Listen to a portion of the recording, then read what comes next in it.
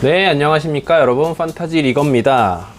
개막이 아직도 며칠 남았기 때문에 어떤 콘텐츠를 올리면 좋을까 고민을 하다가 제 나름대로의 헤드투헤드 리그 기준 판타지 리그 운영의 꿀팁을 대방출을 해보도록 하겠습니다. 제가 이제 수년간에 걸쳐서 터득한 판타지 리그 헤드투헤드 운영하는 팁 첫 번째입니다.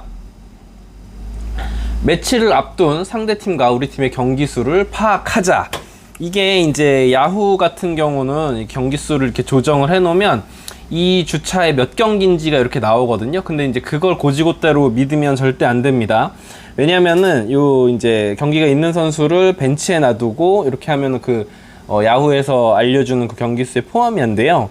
그래서 저 같은 경우는 심심할 때 이제 화요일에 한 주차가 시작이잖아요.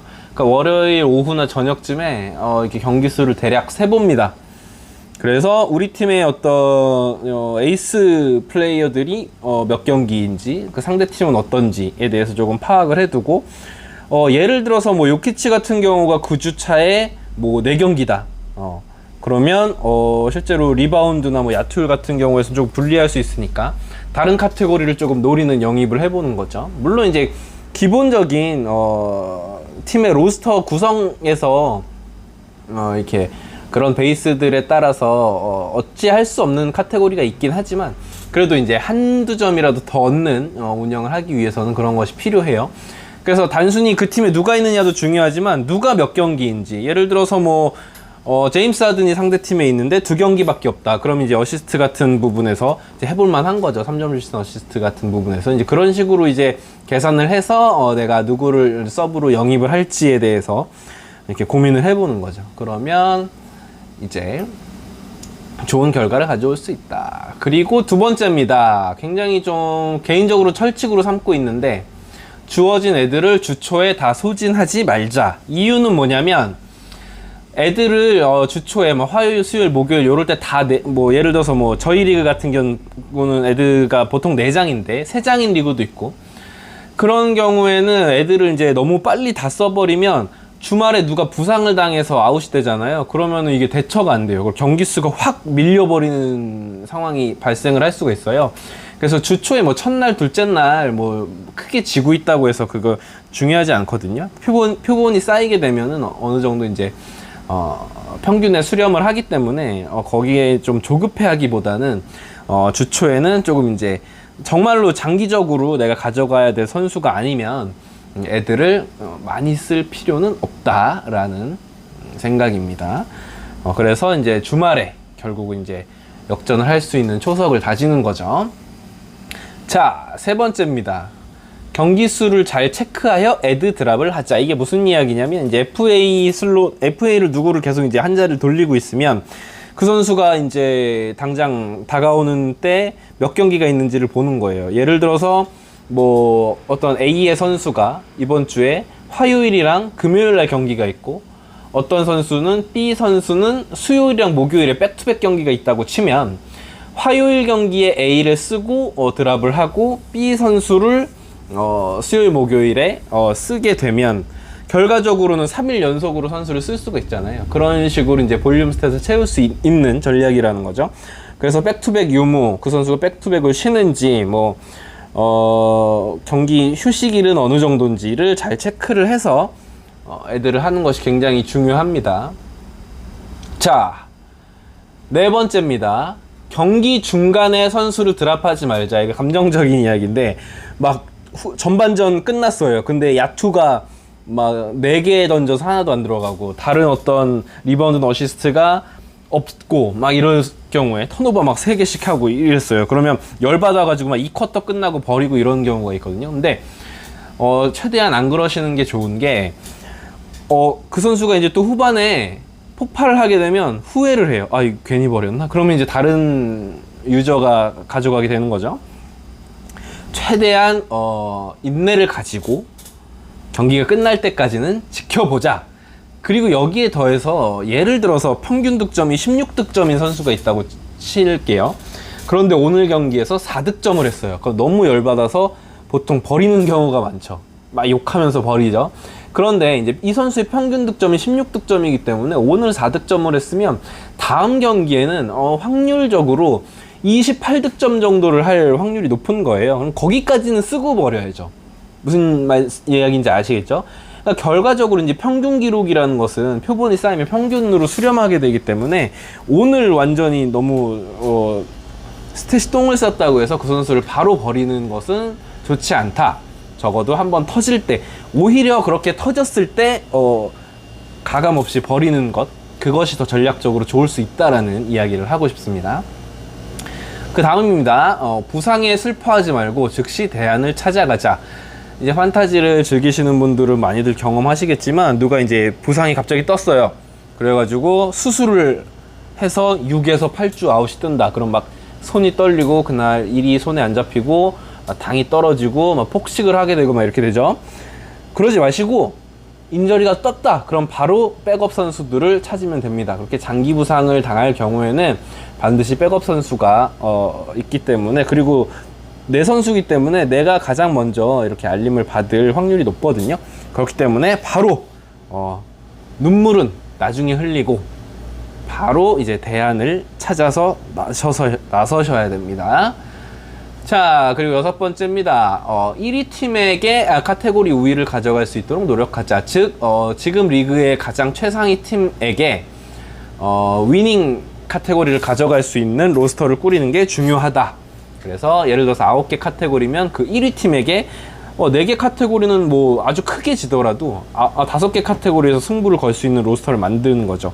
뭐 FA에서 영입을 할 수도 있고 트레이드를 통해서도 할 수도 있고, 이게 이제 판타지 리그의 가장 중요한 전략은 뭐냐면 5대4로 이겼는데 4개 카테고리는 완전 대패를 했어요. 그리고 5개 카테고리는 신승을 했어요.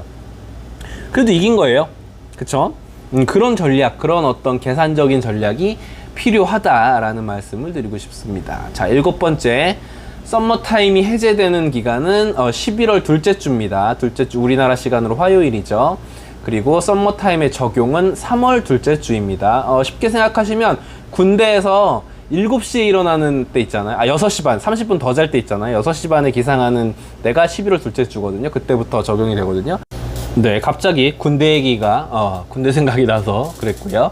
아무튼 그래서 썸머타임이 이제 해제가 되는 11월 둘째 주부터는 요 변경되는 시간이 한국 시간으로 5시입니다. 5시 기준, 미국 동부 시간으로 기준으로 하기 때문에. 그리고 썸머타임이 다시 적용이 되는 3월 둘째 주부터는 기준시가 4시로 바뀌게 됩니다. 이거 중요해요. 왜냐면 자, 예를 들어서 선수 영입을 4시가 기준이라고 쳤을 때 3시 59분에 하면 그 다음날 경기에 뛸 수가 있어요. 내 선수가 되는 거죠. 하루를 이제 기준으로. 물론 이게 설정이 다른 경우도 있는데 보통 이렇습니다. 4시가 이후에 이제 영입이 되면 그 다음날 4시 이후에 내 선수가 되기 때문에 그런 시간 계산을 잘 하는 게 전략적으로 중요해요. 그래서 경기를 막 한두 개씩 놓치면 그게 스코어에 굉장히 크거든요. 그래서 그런 부분도, 디테일한 부분을 잘 챙기셔야만 판타지의 고수가 될 수 있다라는 부분. 그리고 요거는 제가 되게 또 중요하게 생각하는 부분인데, 플레이오프가 있잖아요. 헤드 투 헤드 리그 같은 경우는 보통 이제 플레이오프 제도를 이제 거치게 되는데, 플레이오프가 확정이 되었다면 어느 정도, 그리고 이제 뭐 안정권에 있다면 마지막 주차는 애들을 아끼시는 게 좋습니다. 그 주차를 이기려고 애들을 쓸 이유가 없어요. 아끼셨다가 마지막 주말에 그 다음 주인 플레이오프전을 위해서 애들을 남겨두시는 게 좋습니다. 경기 수에 있어서도 조금 이득을 취할 수 있게끔 말이죠. 이게 이제 전반적으로 또 마찬가지죠. 예를 들어서 뭐 준결승 지금 치르고 있는데 어느 정도 스코어가 여유가 있고 이길 수 있는 확률이 높다면 아껴뒀다가 결승전을 대비한 애들을 하는 것이 중요하다. 그래서 이 판타지 리그는 뭐 홈코트 어드밴티지가 있는 게 아니잖아요. 그렇기 때문에 상위 시드를 할 이유가 없어요. 예를 들어서 4강까지가 플레이오프면 4위만 하면 되는 거예요. 그렇기 때문에 뭐 굳이 막 기를 쓰고 이길 필요는 없다. 그러니까 영입 애들을 막 쓰면서까지. 물론 정규 시즌 성적만으로 이렇게 시상을 하는 리그도 있습니다. 어떻게 보면 또 그게 되게 합리적인 방법 중에 하나이기도 하고요. 자, 그렇습니다. 여기까지가 이제 제가 생각한 판타지 리그를 헤드투헤드 리그에서 운영하는 한 주 한 주를 운영해 나가는 어떤 꿀팁이라고 할 수 있겠습니다. 물론 많은 분들이 거의 다 아시는 얘기겠죠. 저도 사실 심심해서 영상을 찍은 거고요. 이 영상이 이제 올라갈 시점인 오늘이죠. 오늘 오후에 이제 KBL이 개막을 합니다. KBL에도 이제 NBA 출신 선수들이 많은데, 제가 왜 갑자기 KBL 이야기를 하냐면, 이번에 이제 KCC에 외국인 선수로 온 선수가 있어요. 론데올리 제퍼슨. 기억하시는 분들도 있으실 텐데, 나름 NBA에서 굉장히 주전 선수로 몇 시즌 활약했던 선수거든요. 그 선수에 얽힌 저의 판타지 추억이 있어가지고 굉장히 안 좋은 추억인데, 그거 이야기하고 방송을 마치겠습니다. 이 선수가 제가 기억이 나요. 마지막 날 경기였고, 이 선수가 브루클린 네츠의 주전 스몰 포워드였는데, 브루클린 네츠랑 덴버 너게츠랑 하는 경기였는데, 상대 팀에는 이제 요키치 1명 남았고, 저희 팀에는 홀리 제퍼슨 1명 남았던 거예요. 그래가지고 별 기대 안 하고 있는데, 갑자기 경기 초반에 요키치가 퇴장을 당합니다. 심판이랑 싸우다가. 그래가지고 이길 수 있겠다 싶었던 거예요. 그래서 제가 그때 8득점 지고 있었고, 리바운드 4개 정도 지고 있었어요. 전반인데. 그러니까 이 론데올리 제퍼슨이 나름 네츠의 주축 공격수였으니까 충분히 이건 해볼만 하다 라고 생각하고 기대를 하고 보고 있었는데, 갑자기 이 선수가 돌파를 하다가 상대 선수한테 조금 이제 하드한 파울을 당해가지고 내동댕이 쳐집니다. 그래가지고 제가 되게 걱정했거든요. 걱정을 하고 있는데, 다행히 이 선수가 일어났어요. 일어나더니 이제 자유투를 2개를 투샷을 얻어가지고 던지는데 2개를 다 놓치는 거예요. 미친놈이. 그래가지고 자유투를 이기고 있었는데 뒤집혔어요. 하나만 못 넣어도 이기는 건데 2개를 다 넣으니까 완전히 깎여가지고 자유투가 일단 역전이 됐고, 그래 일단 안 다쳤으니까 8점 넣고 리바운드 4개만 해라. 이때 이 선수가 평균 리바운드가 그래도 한 경기에 한 7, 8개는 하던 친구예요. 오펜스 리바운드 좋아가지고. 근데 자유투 2개를 놓치고 갑자기 교체되는 거예요. 그 부상 때문에, 파울 때문에. 근데 라커룸으로 가더니 그날 안 돌아왔어요. 아니, 그러니까 다쳤으면은 자유투를 던지지 말고 빠지던가. 그래가지고 자유투 뒤집히고 이길 것 같았던 득점이랑 리바운드 치고, 그래서 3대6으로 졌나 2대7로 졌나 아무튼 그랬던 기억이 있습니다. 그래서 내일 이제 KBL 개막전인데, 그 론데올리스 제퍼슨의 오랜만에 그 쌍판떼기를 한번 보도록 하겠습니다. 아무튼 판타지 리그와 관련된 나름의 재미난 에피소드였고요. 이제 오늘 오후에는 오후나 아니면 내일 정도에 요 프리시즌 마지막 날 많은 경기가 열렸는데, 그것을 한번 리뷰를 하는 시간 갖도록 하겠습니다. 감사합니다. 지금까지 판타지 리그였습니다. 구독, 좋아요, 알림 설정 부탁드리겠습니다. 댓글도요. 요즘 너무 힘이 되고 있습니다.